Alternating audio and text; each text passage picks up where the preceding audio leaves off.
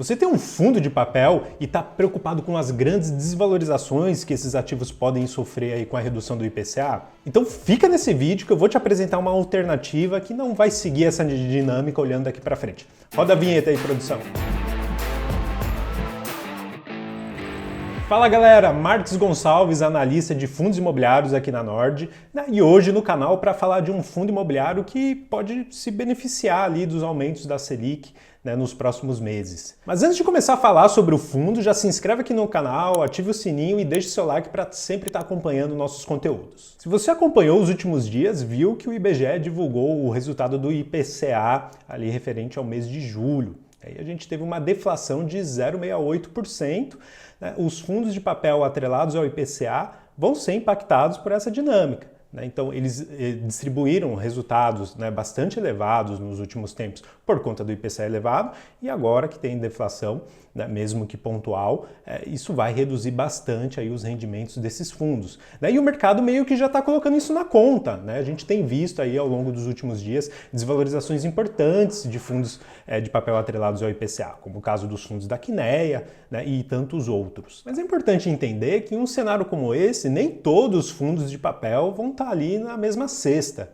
Tem outros fundos de papel atrelados ao CDI, por exemplo, que inclusive se beneficiam num cenário como esse, que a gente está vendo aí de Selic bastante alta e que tende a perdurar no patamar de 2 dígitos durante um longo período.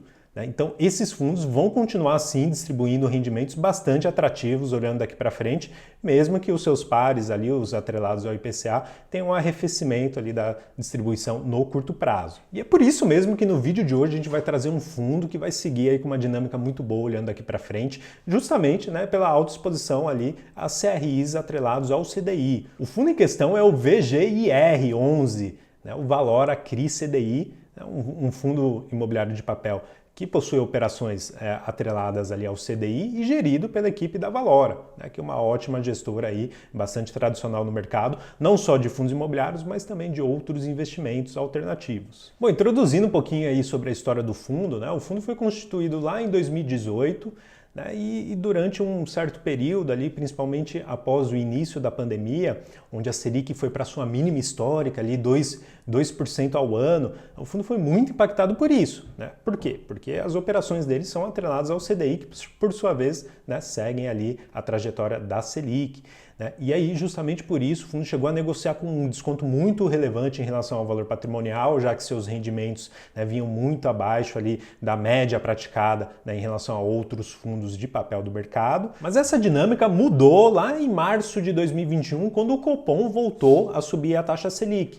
E de lá para cá a gente viu, a taxa Selic já está em 13,75, possivelmente vai subir um pouco mais, e deve se manter ali em um patamar de 2 dígitos durante um longo período para que o Banco Central consiga ali conter esse processo inflacionário que a nossa economia está passando. E nesse meio tempo, o fundo foi beneficiado por esse movimento, então a gente viu ali os rendimentos dele subindo bastante e o mercado ele é muito reativo ao rendimento de curto prazo.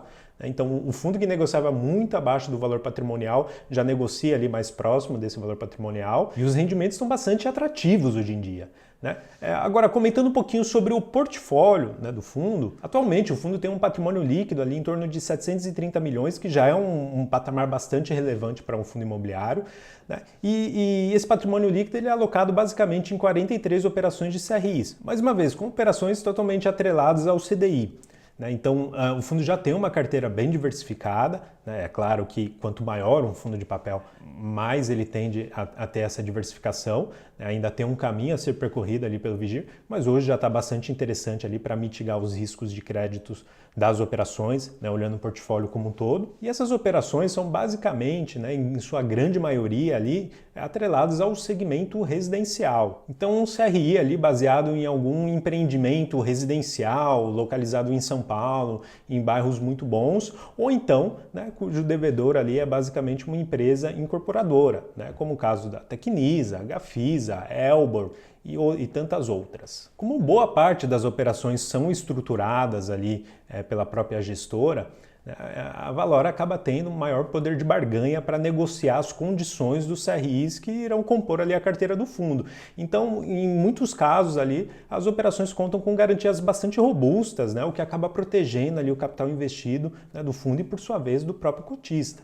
Então a gente vê ali bons mecanismos de garantias, um LTV ali bastante interessante, em torno de 52%. E além do mais, a remuneração do portfólio é muito interessante para o nível de risco das operações. Então a taxa média ponderada ali é em torno de CDI mais 4,5% ao ano. Então, mais uma vez, quanto maior o CDI, né, maior a remuneração e ainda tem, né, um adicional ali, um spread que a gente chama, bastante elevado sobre essa taxa. E tudo isso vai proporcionar, né, ao fundo ali a capacidade de entregar bons resultados, olhando daqui para frente, pelo menos enquanto a Selic continuar em um patamar elevado, que é o cenário base que a gente tem hoje. E justamente por isso, o Vigir 11 hoje é uma oportunidade bastante interessante para aquele investidor que ainda quer ter uma exposição relevante a fundos de papel, né, mas não quer ficar suscetível ali às possíveis variações, né, negativas ali do IPCA no curto prazo.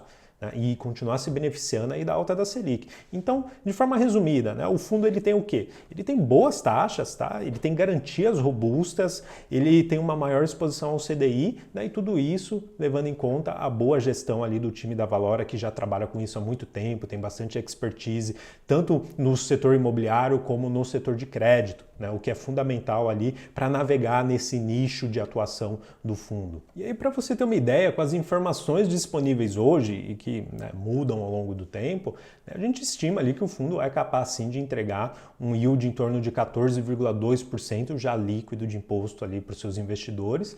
Né, só para você ter uma ideia, né, do nível de atratividade desse rendimento, né, se a gente levar em consideração ali um investimento de renda fixa de curto prazo, né, que tem a incidência de imposto ali uma alíquota de 20%, né, o yield médio bruto equivalente ali do fundo seria algo em torno de 1,48%, quase 1,5%, né, bruto de imposto, né, no mês. Então, um rendimento bastante interessante e com maior previsibilidade, né, de recebimento olhando daqui em diante. E é justamente por isso que a gente gosta muito do fundo, a gente tem ele ali na carteira do Nordfis hoje, mas é claro, né, tudo tem um preço. Não adianta comprar um fundo, né, que tem boas perspectivas olhando aqui para frente, mas com um preço que não é adequado. Então tome cuidado com isso, né, veja o limite de preço que você topa pagar para adquirir o fundo hoje.